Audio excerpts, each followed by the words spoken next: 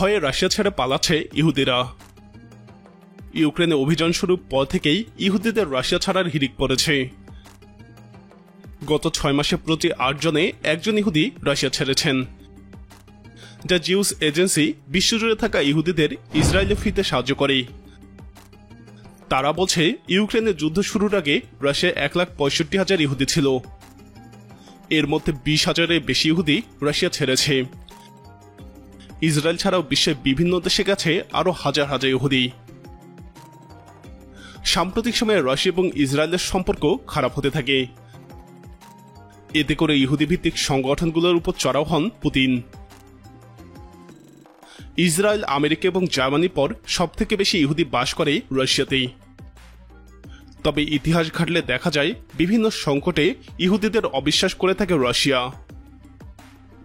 BBC জানিয়েছে, Soviet union পতনের পর রাজধানী মস্কোতে ইহুদি সম্প্রদায় আবারও পুনর্গঠিত হতে শুরু করে। 1994 সাল থেকেই শহরটির প্রধান রাবাই পিনচাস গোল্ডস্মিথ।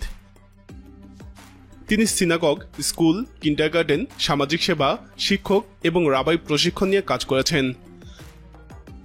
কিন্তু ইউক্রেনের রাশিয়ার আক্রমণের 2 সপ্তাহের মাথায় তিনি তার পরিবার সহ রাশিয়া ছেড়ে চলে যান। প্রথমে যান হাঙ্গেরি, এরপর যান ইসরায়েল।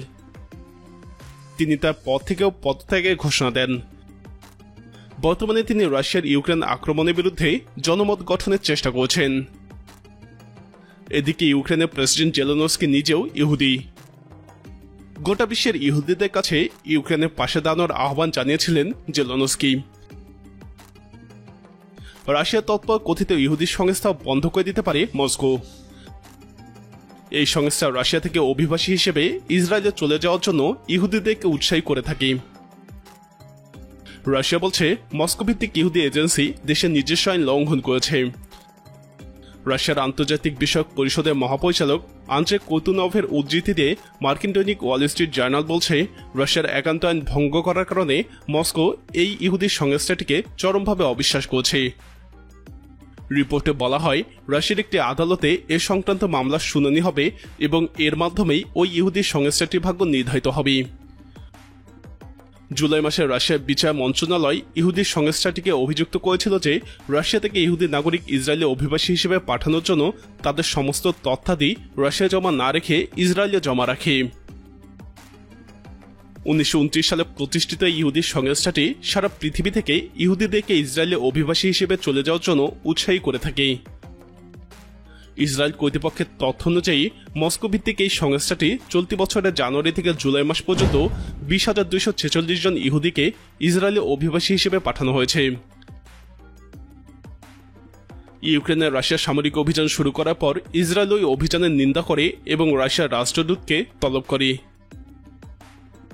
গত মাসে রাশিয়ার পররাষ্ট্র মন্ত্রণালয়ের মুখপাত্র মারিয়া ঝাকারোভা বলেছেন, ইসরায়েলের নেতাদের অসুস্থ এবং অগঠনমূলক বক্তব্যের রাশিয়ার সম্পর্কের উপরে নেতিবাচক প্রভাব ফেলছে।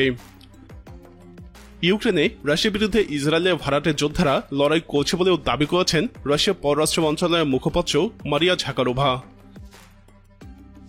রাশিয়ার পররাষ্ট্রমন্ত্রী সের্গেই ল্যাভরভও বলেছিলেন, দ্বিতীয় বিশ্বযুদ্ধে নাৎসি বাহিনীকে নেতৃত্ব দেওয়া অ্যাডলফ হিটলারের শরীরেও ইহুদি রক্ত ছিল। এ নিয়ে তীব্র ক্ষোভ জানায় ইসরায়েল। এমন বক্তব্যের ব্যাখ্যা চেয়ে ইসরায়েলে নিযুক্ত রাশিয়ার রাষ্ট্রদূতকেও তলব করা হয়। এদিকে রাশিয়া থেকে ইহুদিরা ভয়ে পালাচ্ছে নাকি রাশিয়ার বিপদে দেখে পালাচ্ছে তা নিয়েও বিতর্ক রয়েছে। কেউ কেউ অভিযোগ করছেন, সুবিধাবাদী ইহুদিরা সবসময় ভালো সুযোগটাই খুঁজে। প্রিয় দর্শক, ইহুদিদের রাশিয়া ছাড়ার উদ্দেশ্য কি হতে পারে? আপনার মতামত কমেন্টে জানান।